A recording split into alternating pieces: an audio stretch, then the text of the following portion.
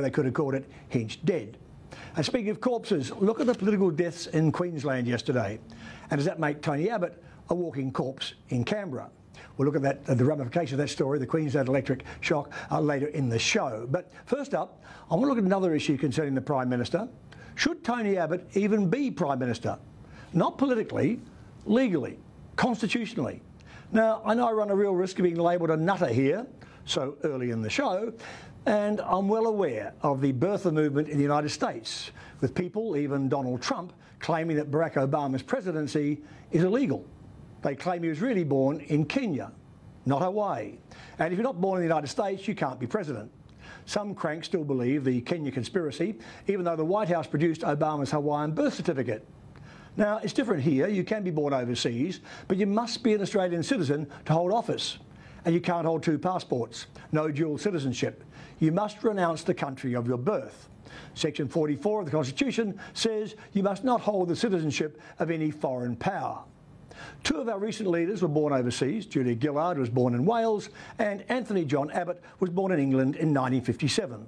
The family immigrated to Australia in 1960. He became an Australian citizen in 1981 after winning a Rhodes Scholarship to Oxford as a Briton. So when did he renounce his British citizenship? We don't know. The official line from the PM's office is, and I quote, "The Prime Minister is an Australian citizen and does not hold citizenship of any other country." Normally, you can check these things with the National Archives of Australia, which keep all citizenship applications on public file. But a year ago, for some reason, the archives made Mr Abbott's 1981 application confidential.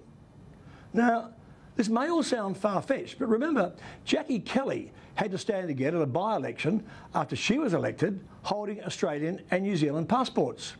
And some of you may remember Robert Wood. He was elected to the Senate for the Nuclear Disarmament Party in 1986.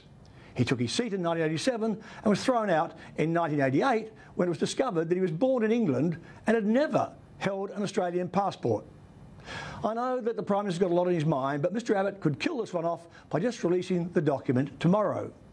And if the Prime Minister has not renounced his allegiance to Britain, I think it gives added meaning to what he wrote in his memoirs, Battle Lines, about flying into Heathrow on his way to Oxford.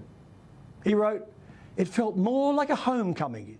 It belonged to me as much as to any Briton." Maybe that's why he knighted Phil the Greek. I'm Darren Hinch.